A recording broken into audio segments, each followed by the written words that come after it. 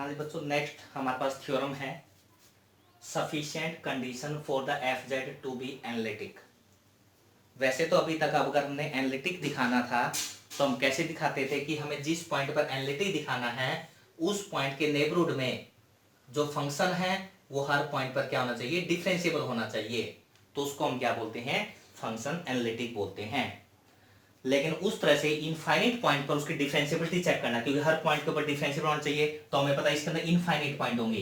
तो infinite point पर differentiability check करना बड़ा ही मुश्किल काम है।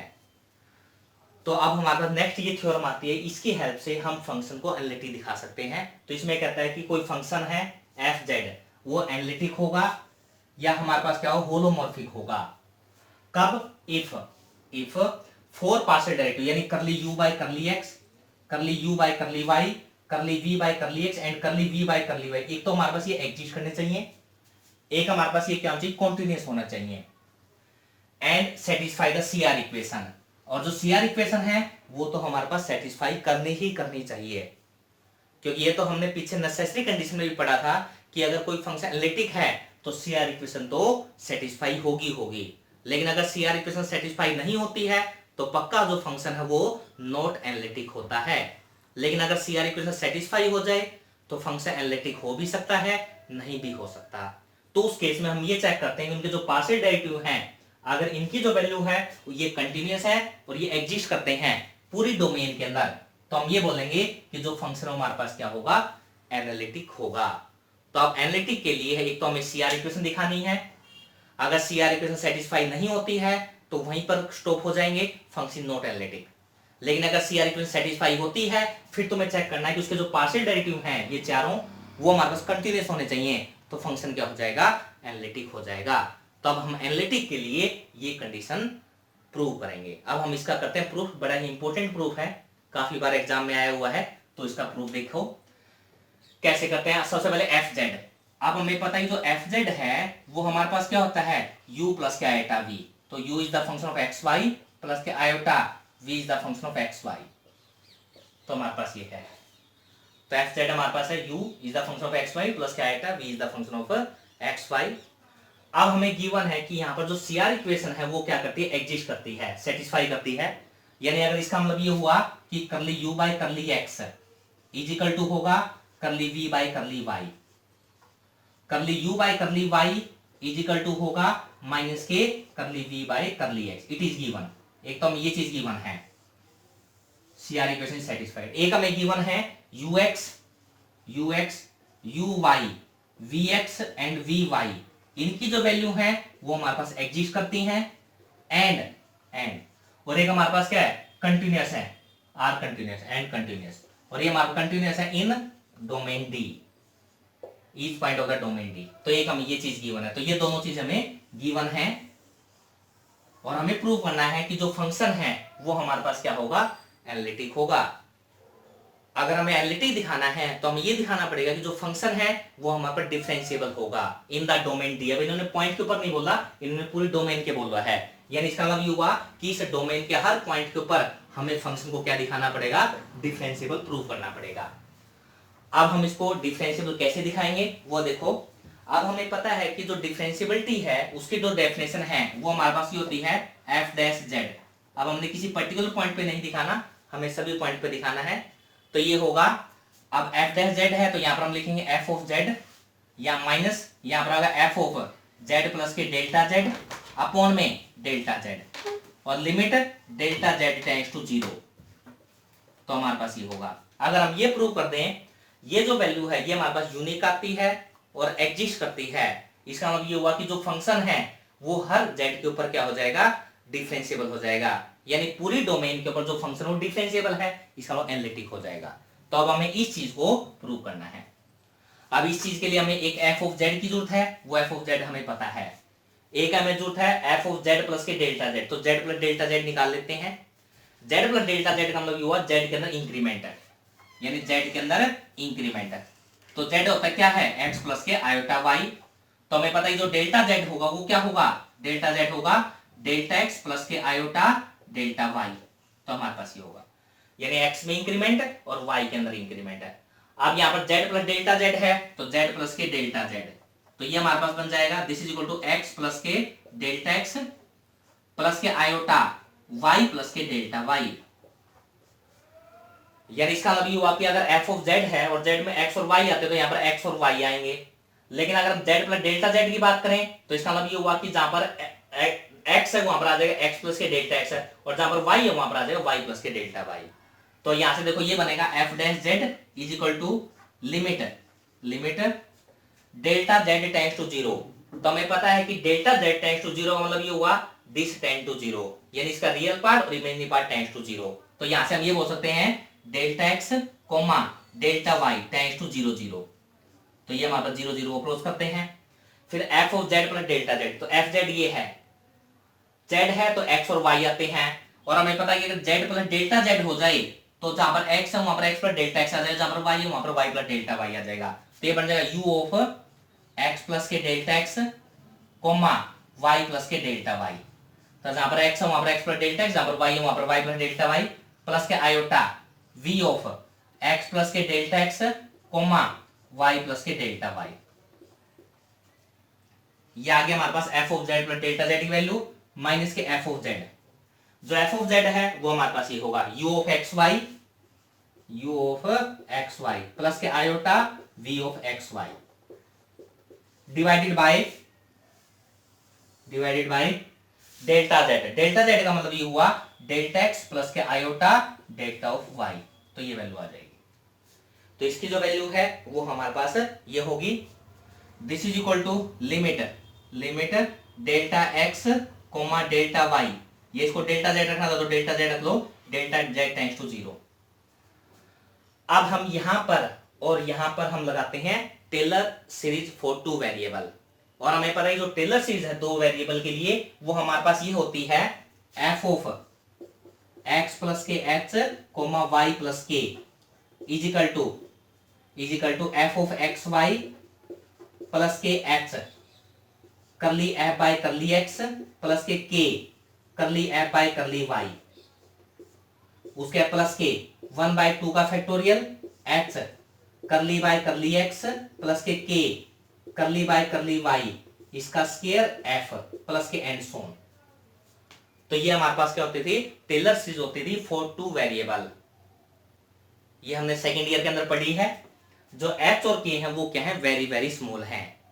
अब यहां पर हम क्या लगाते हैं इसके ऊपर टेलर सीरीज लगाते हैं। ये एक्स है, एच का काम ये कर रहा है और डी ज्यादा स्मॉल, ये वाई है, ये के का काम ये कर रहा है।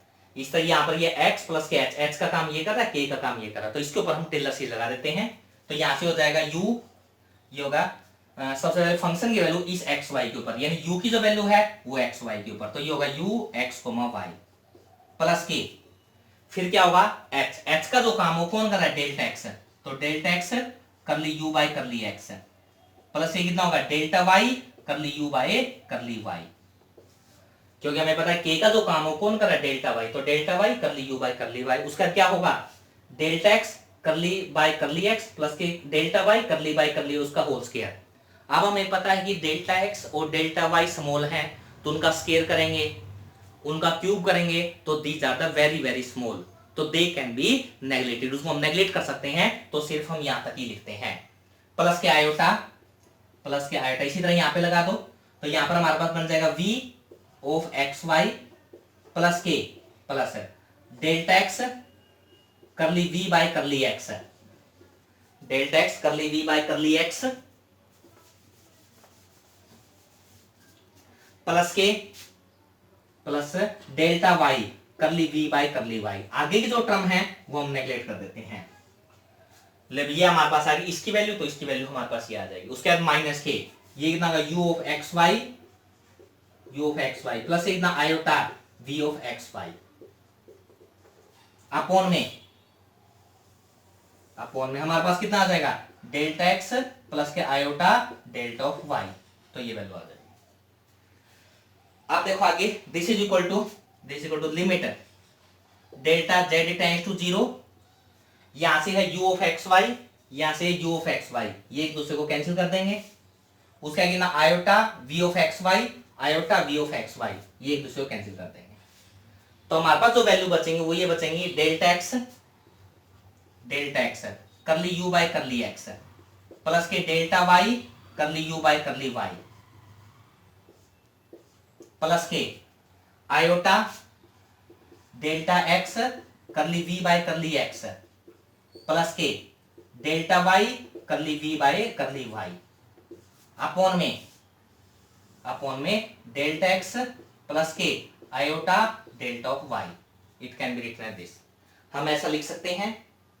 अब हम क्या करते हैं, इसमें जो हमारे पास है ये वैल्यू है curly U by curly Y curly V by curly X करली वाई, यानी हमारे पास जो इंडिपेंडेंट वेरिएबल एक्स है वाई है, एक्स और वाई है। अब हम सीआर इक्वेशन का यूज करते हैं। अब हमें पता है कि curly U by curly Y किसके इक्वल होता है, curly U by curly Y है माइनस के curly V by curly X, तो इसकी जगह हम वैल्यू पुट कर देते हैं माइनस के curly V by curly x. ठीक है, क्योंकि हम इंडिपेंडेंट वेरिएबल एक ही रख लेते हैं एक्स के अंदर। इसी तरह करली वी बाय करली वाई है तो करली वी बाय करली वाई है curly U by curly X है, तो इसकी जगह हम रख देते हैं करली U by curly X, curly U by curly X. तो इसकी जो वैल्यू है वो हमारे पास ये आ जाएगी। आप देखो आगे,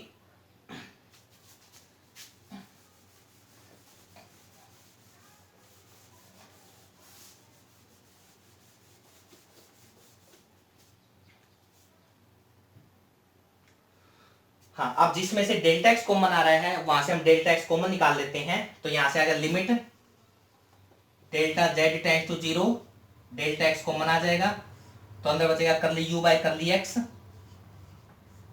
करली U by curly X plus के डेल्टा एक्स कॉमन आ जाएगा तो आयोटा, ये iota curly V by curly x,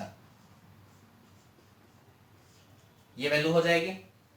इसमें से और इसमें से डेल्टा वाई कॉमन आ रहा है तो प्लस के डेल्टा वाई कॉमन आ जाएगा, तो अंदर बचेगा माइनस के curly V by curly x, यहां से डेल्टा वाई कॉमन निकाल दो करली U by curly X, curly U by curly X, ये बचेगा साथ में आयोटा, और यहां से निकालेंगे तो माइनस के curly V by curly X, तो ये वैल्यू हमारे पास आ जाएगी। अब हम क्या करते हैं कि इस आयोटा को भी कॉमन निकाल लेते हैं, तो इसको क्या करेंगे, आयोटा से मल्टीप्लाई कर दो, आयोटा से डिवाइड कर दो, तो यहां से जो ये आयोटा है ये आयोटा है, ये हमारा बार आ जाएगा, तो आयोटा यहां पे आ जाएगा। अब यहां पर आयोटा नीचे है तो आयोटा से मल्टीप्लाई, आयोटा से डिवाइड, तो आयोटा स्केयर कितना होगा -1, तो ये बन जाएगा प्लस, तो ये वैल्यू आ जाएगी। अब यहां से देखें अपॉन में नीचे कितना है डेल्टा एक्स प्लस के आयोटा डेल्टा ऑफ वाई, तो ये वैल्यू आएगी।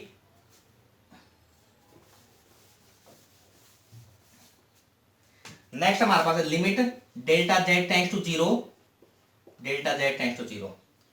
अब curly U by curly X plus के iota curly V by curly X है, curly U by curly X plus के iota curly V by curly X, ये common आ जाएगा, curly U by curly X plus के iota curly V by curly X, तो अंदर हमारे पास यहां क्या बचेगा डेल्टा एक्स प्लस के iota delta of Y, upon में नीचे कितना है डेल्टा एक्स प्लस के आयोटा डेल्टा ऑफ वाई, इससे ये टर्म कैंसिल आउट हो जाएगी।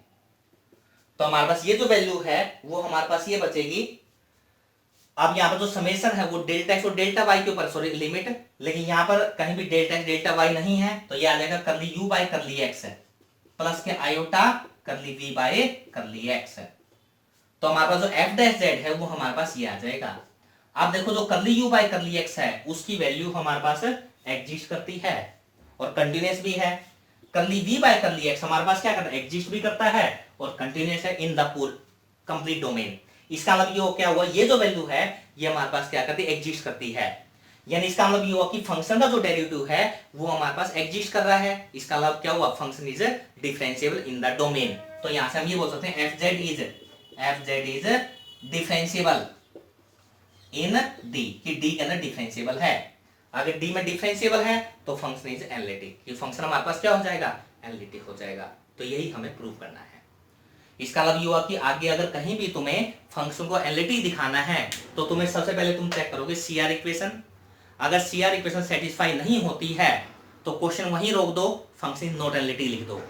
लेकिन अगर सीआर इक्वेशन सेटिस्फाई हो जाती है तो फिर तुम्हें ये 4 पार्शियल डेरिवेटिव निकालने पड़ेंगे और उनको तुम्हें क्या दिखाना पड़ेगा, कॉन्टिन्यूस दिखाना पड़ेगा, और कॉन्टिन्यूस तुम्हें प्रूव करना आता ही है। तो जैसे ही तुम ये प्रूव करोगे तो जो फंक्शन है वो हमारे पास क्या हो जाएगा, एनालिटिक हो जाएगा। ये इसको हम बोलते हैं होलोमॉर्फिक, ये होलोमॉर्फिक हो जाएगा। तो ये था हमारे पास किसी फंक्शन को एनालिटिक दिखाने के लिए। नहीं अदरवाइज अगर हम डेफिनेशन से दिखाएं तो हमें पता है कि किसी पॉइंट पर अगर फंक्शन एनालिटिक है तो उसके नेबरहुड में जो फंक्शन डिफरेंशिएबल होना चाहिए, और नेबरहुड के अंदर इनफाइनाइट पॉइंट होंगे, यानी इनफाइनाइट पॉइंट पर हमें डिफरेंशिएबिलिटी चेक करनी पड़ेगी। It is very difficult work, तो बहुत ही मुश्किल काम है वो चेक करना। तो इस तरीके से हम उसको एनालिटिक दिखा सकते हैं। ठीक है, तो ये था हमारे पास थ्योरम, बड़ी ही इंपॉर्टेंट थ्योरम थी हमारे पास ये।